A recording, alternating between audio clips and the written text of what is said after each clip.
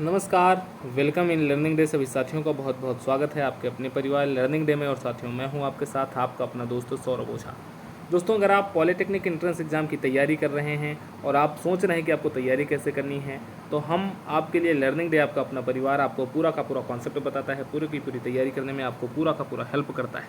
तो साथियों, मैं आज आपका इस नए वीडियो में स्वागत करता हूं, जिसमें हम सभी साथी पार्ट 2 वर्क टाइम और पावर चैप्टर जो है आपका, उसी के अबाउट बात कर रहे हैं। ये हमारा पार्ट 2 है। इसके पहले पार्ट 1 हम लोगों ने ऑलरेडी डिस्कस कर रखा है।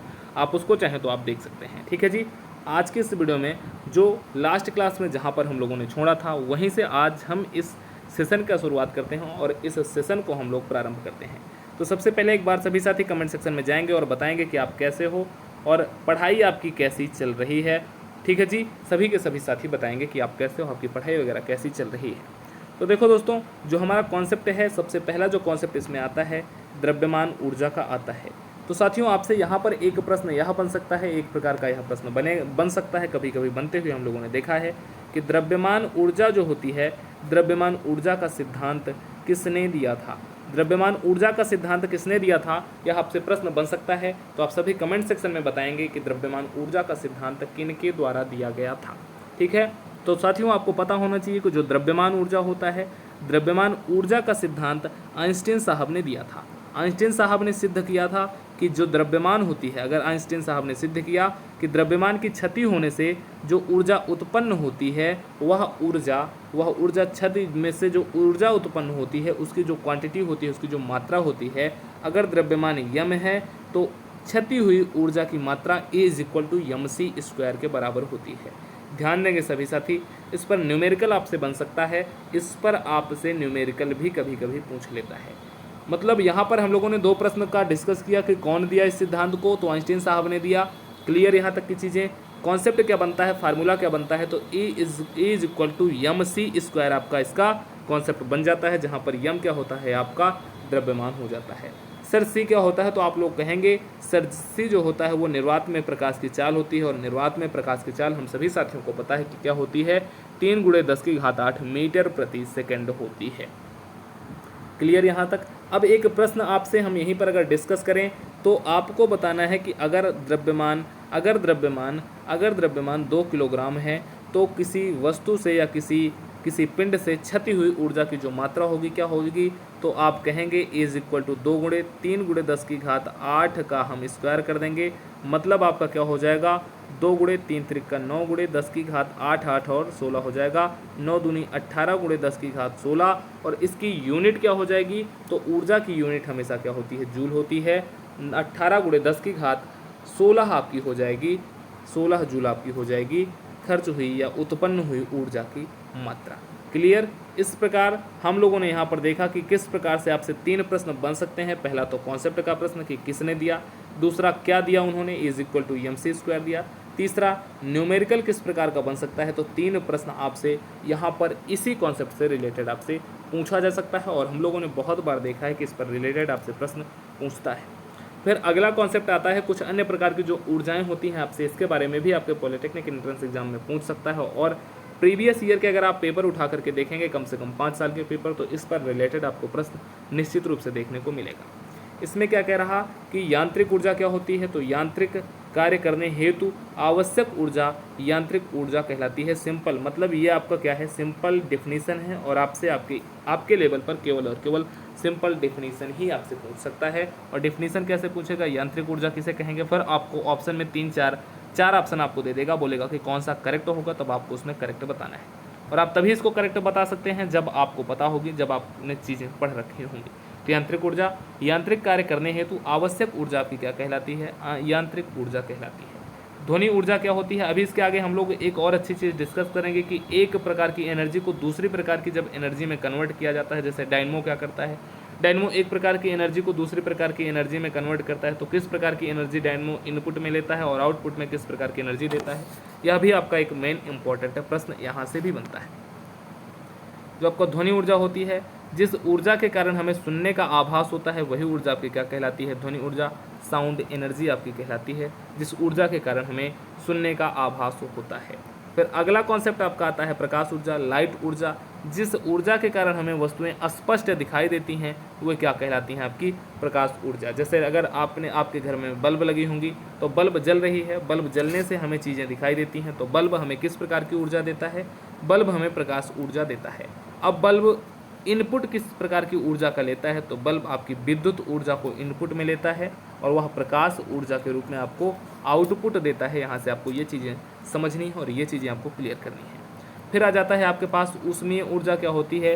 तो ऊष्मीय ऊर्जा वह ऊर्जा होती है जिसके कारण हमें किसी वस्तु के गर्म या ठंडे होने का आभास पता चलता है। किसी वस्तु के गर्म होने या ठंडे होने, मोस्टली आप क्या कह सकते हैं, गर्म होने का, जिससे आभास पता चले आपको गर्म होने, कोई वस्तु गर्म है या नहीं है, आपको ये पता चले तो आप क्या कह सकते हैं, वहाँ पर कौन सी ऊर्जा है? ऊष्मीय ऊर्जा है आपकी। आपके जो भी डाउट हों आप नीचे कमेंट सेक्शन में लगातार बताते जाएंगे और आपको ये क्लास कैसी लग रही है, इसके साथ ही साथ ये सभी साथी बताएंगे कि क्लास आपको कैसी लग रही है। एक बार सभी साथी फायर करेंगे कमेंट सेक्शन में और तितली उड़ा करके बताएंगे कि किस प्रकार से आप हर एक प्रश्न का, मैथ के हर एक प्रश्न का स्पेशली किस प्रकार से अच्छे तरीके से सॉल्व करते हो और किस प्रकार से आप अपने परिवार लर्निंग डे के साथ ज़बरदस्त तरीके से लगे हुए हो। ठीक है जी, तो आ जाओ आगे बढ़ते हैं और सेशन कैसा आपको लगा ये भी बताओ। यहाँ तक की चीज़ें आपको, कॉन्सेप्ट आपका क्लियर हुआ या नहीं हुआ, यह सारी चीज़ें आप नीचे कमेंट सेक्शन में लगातार सभी के सभी साथी अपडेट, अगर आप एक्टिव रहेंगे तभी आपको मज़ा आने वाला है इस क्लास में जुड़ करके। फिर आपसे क्या कह रहा है, विद्युत ऊर्जा, विद्युत धारा द्वारा संचालित ऊर्जा विद्युत ऊर्जा आपकी कहलाती है। पवन ऊर्जा, तेज गति से बहती वायु में गतिज ऊर्जा होती है और वायु की यही गतिज ऊर्जा पवन ऊर्जा कहलाती है। ठीक है ना, जब तेज हवाएं चलती हैं तो हवाओं में क्या होती है? गतिज ऊर्जा होती है और वही गतिज ऊर्जा आपकी क्या कहलाती है? पवन ऊर्जा कहलाती है। फिर इंपॉर्टेंट टॉपिक आपका यहाँ पर आता है, एक कॉन्सेप्ट आपका होता है जैव ऊर्जा का। यह बहुत ही ज़्यादा इंपॉर्टेंट है। यहाँ से रिलेटेड आपसे प्रश्न मैक्सिमम टाइम आपके एग्जाम में यहीं से पूछता है कि गोबर गैस अथवा कचरे इत्यादि से प्राप्त ऊर्जा किस प्रकार की ऊर्जा होती है। आपसे प्रश्न कुछ इस प्रकार से बनेगा कि जो गोबर गैस है अथवा कचरे से जो ऊर्जा हमें मिलती है, जो एनर्जी मिलती है, वो किस प्रकार की ऊर्जा होती है। और आपको कमेंट सेक्शन में बताना है सभी साथियों को कि किस प्रकार की ऊर्जा हमें गोबर गैस और कचरे इत्यादि से हमें प्राप्त होती है। तो सर हम कहेंगे कि हमें जैव ऊर्जा प्राप्त होती है गोबर गैस अथवा कचरे इत्यादि से। जैव ऊर्जा होती है, इससे मीथेन गैस उत्पन्न होती है जिसे ईंधन के रूप में प्रयुक्त किया जाता है। मीथेन गैस को भी हम ईंधन के रूप में प्रयोग करते हैं। ठीक है ना, क्लियर आपका कॉन्सेप्ट यहाँ तक। अब एक बार सभी साथी ये बताएंगे कि आपने एरोप्लेन देखा होगा, एरोप्लेन के जो व्हील होते हैं उसमें कौन सी गैस फिल हुई होती है। ये आपके लिए होमवर्क का क्वेश्चन है और ये आपसे एक बार प्रीवियस ईयर में पूछा गया प्रश्न है कि जो एरोप्लेन आपकी होती है, एरोप्लेन के जो व्हील होते हैं, जो पहिए होते हैं, उसमें कौन सी गैस आपकी भरी जाती है और क्यों वह गैस भरी जाती है। आपके होमवर्क का प्रश्न है, इसको सभी साथी कमेंट सेक्शन में बताएंगे। आगे आपसे क्या कह रहा, सौर ऊर्जा की बात अगर हम करें तो आप सभी साथियों ने देखा होगा कि सौर ऊर्जा जो है इस समय बहुत व्यापक तरीके से आपके लिए सामने आ रहा है। सूर्य से जो ऊर्जा प्राप्त होती है वही ऊर्जा हमारी क्या कहलाती है? सौर ऊर्जा कहलाती है, या फिर इसी को हम सोलर एनर्जी के नाम से भी जानते हैं। सौर ऊर्जा, सूर्य से जो हमें ऊर्जा प्राप्त होती है वही हमारी सौर ऊर्जा कहलाती है। आपसे इस प्रकार से प्रश्न पूछेगा कि सौर ऊर्जा का यूज हम कहाँ करते हैं, सौर ऊर्जा का यूज, और आपसे ऑप्शन में दे देगा, बहुत सारे ऑप्शन आपको दे देगा और आपको वहाँ पर बताना होगा। तो आपको पता होना चाहिए कि सौर ऊर्जा से हम प्रकाश ऊर्जा प्राप्त कर सकते हैं, सौर ऊर्जा का यूज करके हम भोजन पका सकते हैं और सौर ऊर्जा का प्रयोग करके आजकल गाड़ियाँ भी आपकी चलाई जा रही हैं। तो सौर ऊर्जा बहुत ही ज़्यादा महत्वपूर्ण है, इम्पॉर्टेंट है।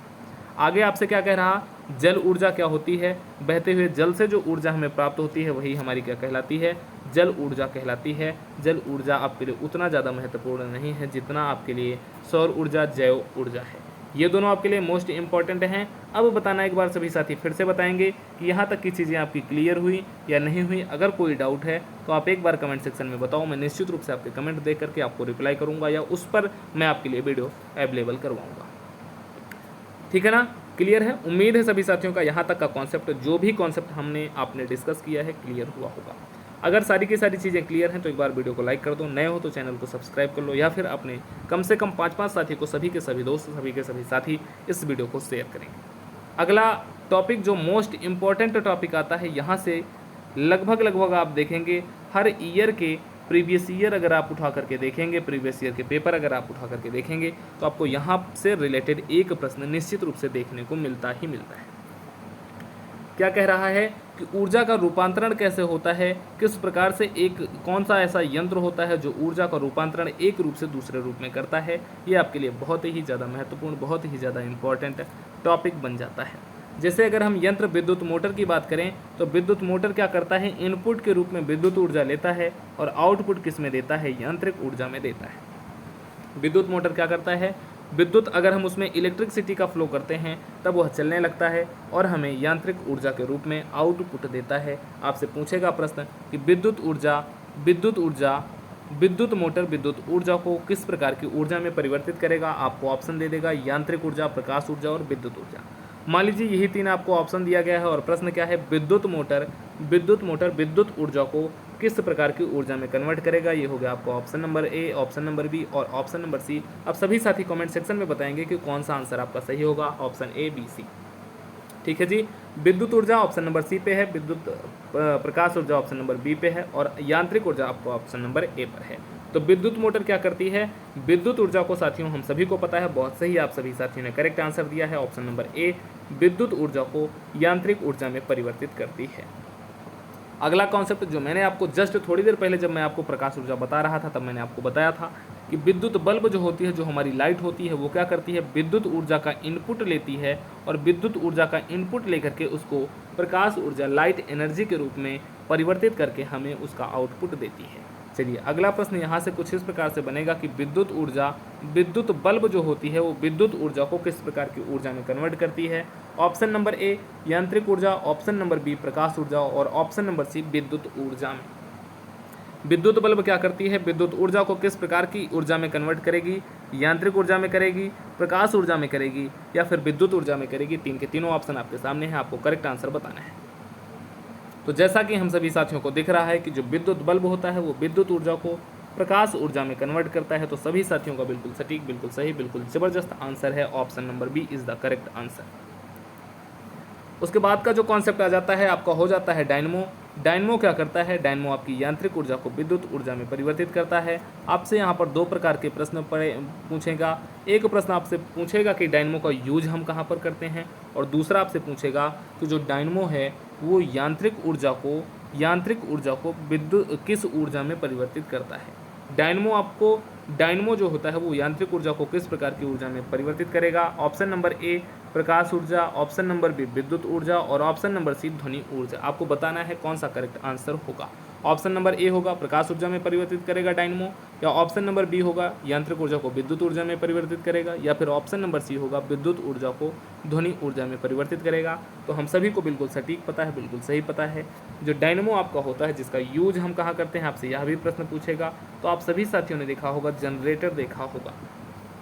अब आपने अगर जनरेटर देखा हो तो एक बार कमेंट सेक्शन में सभी के सभी साथी थम्स अप करेंगे, तब मैं आपको और कुछ अच्छी चीज़ों के बारे में आगे बताने वाला हूँ। देखो डायनमो का यूज हम जनरेटर में करते हैं। जनरेटर में हम क्या करते हैं, यांत्रिक ऊर्जा देते हैं और यांत्रिक ऊर्जा को जनरेटर डायनमो की हेल्प से विद्युत ऊर्जा में कन्वर्ट कर देता है। तो आप सभी साथी कहेंगे सर इसका आंसर जो होगा बी नंबर ऑप्शन बिल्कुल सही, करेक्ट सटीक आंसर आपका हो जाएगा। आगे आपसे क्या कहता है, मोमबत्ती क्या करती है। मोमबत्ती एक रासायनिक पदार्थ का बना हुआ होता है। तो मोमबत्ती रसायन ऊर्जा को प्रकाश ऊर्जा या फिर ऊष्मा ऊर्जा में कन्वर्ट करती है। मोमबत्ती रसायन ऊर्जा को प्रकाश ऊर्जा में कब कन्वर्ट करेगी और ऊष्मा ऊर्जा में कब कन्वर्ट करेगी, जब हम मोमबत्ती को जला करके केवल और केवल प्रकाश प्राप्त करेंगे तब वह प्रकाश ऊर्जा के रूप में परिवर्तित करेगी, और जब हम मोमबत्ती को जला करके किसी चीज़ को हीट करेंगे तब वह हमारी ऊष्मा ऊर्जा के रूप में रासायनिक ऊर्जा को परिवर्तित करेगी। क्लियर, यहाँ तक की चीज़ें क्लियर। तो एक बार सभी साथी बताएंगे, यहाँ तक किसी को कोई दिक्कत, समस्या, शक, परेशानी या फिर आपका कोई प्रश्न हो तो आप कमेंट सेक्शन में लिख दीजिए। मैं आपके साथ अवेलेबल हूँ, लाइव चैट में मैं आपके साथ देख रहा हूँ। मैं आपके 100% सभी के सभी प्रश्नों का जवाब देने के लिए तैयार हूँ। फिर अगला कॉन्सेप्ट क्या कहता है, माइक्रोफोन। माइक्रोफोन क्या करता है, ध्वनि ऊर्जा को विद्युत ऊर्जा में परिवर्तित करता है। माइक्रोफोन क्या होता है, आपने माइक देखा होगा, जो साउंड वगैरह में माइक या किसी फंक्शन में जो माइक हम यूज करते हैं उसी को हम क्या बोलते हैं, माइक्रोफोन बोलते हैं। माइक्रोफोन क्या करता है, हम उसमें बोलते हैं तो बोलने से हमें हमारी क्या निकलती है, ध्वनि ऊर्जा। और ध्वनि ऊर्जा को आपने देखा होगा कि एक तार से वो जाकर के एक मशीन में ऐड हुआ होता है, मतलब तार में विद्युत ऊर्जा प्रवाहित होगी तो ध्वनि ऊर्जा को वो विद्युत ऊर्जा में परिवर्तित कर देता है। माइक्रोफोन क्या करता है, ध्वनि ऊर्जा को विद्युत ऊर्जा में परिवर्तित करता है। और लाउड स्पीकर बिल्कुल जस्ट इसका अपोजिट वर्क करता है। लाउड स्पीकर क्या होता है, आपका साउंड होता है जो बूफर होता है ना, वो क्या करता है, वो विद्युत ऊर्जा को ध्वनि ऊर्जा में आपका परिवर्तित कर देता है। माइक्रोफोन और लाउड स्पीकर दोनों एक दूसरे के परिवर्तित रूप हैं, दोनों एक दूसरे के अपोजिट वर्क करने वाले हैं। माइक्रोफोन ध्वनि ऊर्जा को विद्युत ऊर्जा में और लाउड स्पीकर विद्युत ऊर्जा को ध्वनि ऊर्जा में परिवर्तित करता है। फिर आपका अगला कॉन्सेप्ट क्या आता है, सोलर सेल। सोलर सेल क्या करता है, सूर्य से प्रकाश प्राप्त करता है। सूर्य से प्रकाश हमें किस रूप में मिलता है, तो सूर्य से प्रकाश हमें सौर ऊर्जा के रूप में मिलता है। सोलर सेल सौर ऊर्जा को विद्युत ऊर्जा में परिवर्तित करके हमारी हमें लाइट प्रोवाइड करता है, लाइट में उसको कन्वर्ट करता है, या इलेक्ट्रिक एनर्जी हमें देता है सोलर सेल। ठीक है। फिर अगला क्या आता है, विद्युत सेल। विद्युत सेल हम सभी साथियों ने देखा है, जैसे आपके मोबाइल फ़ोन में लगा हुआ है या टार्च में हम यूज करते हैं। बहुत सारे ऐसे इक्विपमेंट हैं जहाँ पर हम विद्युत सेल का यूज करते हैं। विद्युत सेल रसायन से मिलकर के बनाया जाता है और रसायन ऊर्जा को ये किस ऊर्जा में परिवर्तित करता है, तो जो विद्युत आपका सेल होता है ये रसायन ऊर्जा को विद्युत ऊर्जा में परिवर्तित करने का काम करता है। सितार क्या होता है, जिसको हम बजाते हैं, तो बजाने से हम उसको यांत्रिक ऊर्जा देते हैं और यांत्रिक ऊर्जा जब हम उसको बजाते हैं तो उसमें से साउंड निकलती है। यांत्रिक ऊर्जा को वह ध्वनि ऊर्जा में परिवर्तित करता है।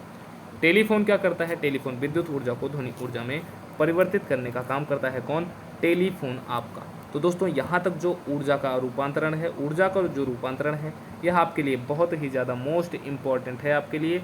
ठीक है, यहाँ तक आपको क्लियर हुआ हो तो आप बताएंगे। अच्छा, आपको पीडीएफ कहाँ मिलेगी, तो आपको पीडीएफ नीचे डिस्क्रिप्शन में आपको एक लिंक मिल जाएगी हमारे ऑफिशियल चैनल की, ऑफिशियल टेलीग्राम ग्रुप की। आपको वहाँ पर जुड़ जाना है, वहाँ पर आपको ये पूरी की पूरी पीडीएफ अवेलेबल करवा दी जाएगी ताकि आप इसको अच्छे तरीके से रिवाइज कर सकें और रिवीजन में आप फिर से इसको आप देख सकें। क्लियर, यहाँ तक की चीज़ें क्लियर हुई हों तो एक बार थम्स अप करेंगे सभी साथी और फायर करेंगे और क्या करेंगे, बटरफ्लाई उड़ाएंगे, बोलें तो तितली उड़ाएंगे कमेंट सेक्शन में। अगर कोई दिक्कत, समस्या, परेशानी है या फिर आपका कोई क्वेश्चन है तो आप बताओ, वरना हम सभी साथी आगे बढ़ते हैं। और आगे का कॉन्सेप्ट क्या है, आगे का कॉन्सेप्ट आपका कहलाता है शक्ति। शक्ति बोलें तो पावर। किसी वस्तु में कार्य करने की जो क्षमता होती है, किसी वस्तु में कार्य करने की जो दर होती है, वही हमारी कहलाती है शक्ति। या शक्ति को हम किस नाम से जानते हैं, पावर के नाम से जानते हैं। जैसे अगर मैं किसी काम को कर रहा हूँ और कितने टाइम से उस काम को कर रहा हूँ, तो वही हमारी क्या कहलाएगी, पावर कहलाएगी। पावर बोले तो शक्ति कहलाएगी। कार्य करने की दर को ही हम क्या बोलते हैं, शक्ति बोलते हैं। और इसको अगर किसी कार्य को करने में टी समय लगता है और टी समय में डब्ल्यू वर्क कंप्लीट होता है, तो जो पावर होगी, जो शक्ति होगी, P = W/T हो जाएगी। डब्ल्यू क्या है, हमारा कार्य है, और टी क्या है, हमारा समय है। तो इसकी यूनिट अगर आप यहाँ से निकालेंगे तो कार्य की यूनिट क्या हो गई जाएगी, जूल, और समय की यूनिट अगर आप निकालेंगे तो सेकंड, जूल प्रति सेकंड आपकी हो जाएगी शक्ति की यूनिट। या फिर इसकी एक और यूनिट होती है जिसके बारे में मैं आपसे बात करने वाला हूँ। तब तक आप बताएंगे कि जो आपकी शक्ति होती है ये सदिश राशि है या फिर आपकी क्या है, अदिश राशि है। इसके बारे में आप कमेंट सेक्शन में बताएंगे सभी के सभी साथी कि जो शक्ति है आपकी वो कोई किस प्रकार की राशि है, सदिश राशि है या फिर आपकी अदिश राशि है। मैंने यहाँ पर रेड मार्कर मार दिया है क्योंकि यहाँ पर इसका आंसर लिखा हुआ है। आप बिल्कुल भी चीटिंग नहीं करेंगे, सभी के सभी साथी बताएंगे कि जो पावर है, जो शक्ति है, वो सदिश है या अदिश राशि है। अब देखो P = W/T मिल गया। हमें एक चीज़ और पता है, W = F × यस होता है। अब यस, W के प्लेस पर हम लिख सकते हैं F × यस। अब यस/T = क्या होता है, V होता है। V = क्या होता है, दूरी बटे समय हो जाता है। अब सीधे सीधे यस/T को हटा करके हम क्या लिख सकते हैं, P = F × V। बहुत बढ़िया साथियों, आपने बिल्कुल सही बताया कि जो शक्ति होती है वो आपकी क्या होती है, अदिश राशि होती है। अब हमें 3 फार्मूले मिल गए, P = W/T, P = F × yes और P = F × V। यहाँ से आपका क्या बनता है, एक न्यूमेरिकल बनता है। सभी साथी बिल्कुल अच्छे तरीके से इन 3 के तीनों फार्मूलों को देख लेंगे। न्यूमेरिकल मैं आपको लाइव क्लास में करवाऊँगा। हर एक कॉन्सेप्ट मैं आपको क्लियर करते हुए न्यूमेरिकल फिर से आपको करवाने का पूरा प्रयास रहेगा। अब देखो, जो आपकी पावर होती है, जो आपकी शक्ति होती है, एक प्रकार की अदिश राशि है और इसका जो मात्रक आपका होता है वाट हो जाता है या फिर जूल प्रति सेकंड, मैंने आपको पहले ही बताया। या फिर F × V से आप क्या निकाल सकते हैं, F का मात्रक न्यूटन, V का मात्रक मीटर प्रति सेकंड, न्यूटन मीटर प्रति सेकंड भी आपका हो जाता है। अब एक जो इम्पॉर्टेंट चीज़ आपकी बनती है, यहाँ से कई बार प्रश्न आपसे बना है, इम्पॉर्टेंट है, आप सब पूछ लेता है कि 1 किलोवाट कितने वाट के बराबर होता है। तो 1 किलो कह रहा, किलो में 1000 होगा, तो 1 किलोवाट 1000 वाट के बराबर होगा। 1 मेगावाट कितने वाट के बराबर होगा, तो 1 मेगावाट आपका 10 की घात 6 वाट के बराबर होगा और एक अश्व शक्ति हार्स पावर आपकी किसके बराबर होगा, 746 वाट के बराबर होगा। यह आपका इंपॉर्टेंट है। एक एचपी एक हार्स पावर अश्व शक्ति बराबर कितना वाट होता है, आपका प्रश्न प्रीवियस ईयर का प्रश्न है, आपसे पूछा गया प्रश्न है, आपके एग्जाम में पूछा गया प्रश्न है। ठीक है, और यह भी आपसे पूछ सकता है कि 1 किलोवाट में कितने वाट होते हैं या 1 मेगावाट में कितने वाट होते हैं। या फिर अगर नहीं भी पूछा जाता ऐसे डायरेक्ट, तो आपको ये कब हेल्प करेगा, जब आप न्यूमेरिकल लगाएंगे तब आप इन दोनों का हेल्प से आप लगाएंगे। अच्छा, अब एक बार मैंने हाइड कर दिया है, एक बार सभी के सभी साथी बताएंगे कमेंट सेक्शन में एक हार्स पावर बराबर कितने वाट होता है। एक बार सभी के सभी साथी कमेंट सेक्शन में मुझे बताएंगे, क्योंकि अभी जस्ट मैंने आपको मैक्सिमम से मैक्सिमम 30 सेकंड पहले मैंने आपको इसके बारे में बताया है कि एक हार्स पावर कितने वाट के बराबर होता है। आपको ये कमेंट सेक्शन में बताना है, ठीक है जी, सभी के सभी साथियों को। अब 1 किलोवाट जो बराबर होता है, 1 किलोवाट घंटा आपका बराबर किसके होता है, 1 किलोवाट घंटा आपका कुछ इस प्रकार से आप इसको लिख सकते हैं। 1 किलोवाट में कितने वाट होगा, 1000 वाट हो जाएगा, और 1 घंटे में आपका कितने सेकंड हो जाएगा, 3600 सेकंड हो जाएगा। दोनों को मल्टीप्लाई कर देंगे हम, क्या आ जाएगा हमारा 3 × 10 की घात 3.6 × 10 की घात 6 क्या हो जाएगा, जूल में यह चीज़ हमारी परिवर्तित हो जाएगी। मतलब 1 किलोवाट घंटा बराबर हम क्या लिख सकते हैं, 3.6 × 10 की घात 6 जूल लिख सकते हैं। यह आपके लिए इम्पॉर्टेंट है और यह डायरेक्ट वैल्यू आपसे एग्जाम में पूछा हुआ प्रश्न है। अगला जो आपका बनता है 1 वाट घंटा, अभी तक हमने देखा 1 किलोवाट घंटा। 1 किलोवाट घंटा इज इक्वल टू 3.6 × 10 की घात 6 जूल। अगर सिंपली आपसे पूछता है 1 वाट घंटा, तो 1 वाट घंटा 3600 जूल के बराबर होता है। और यह क्या होता है, एक ऊर्जा का मात्रक है, एनर्जी का मात्रक है। ठीक है जी, बहुत बढ़िया साथियों, आप सभी ने बहुत सही आंसर दिया है।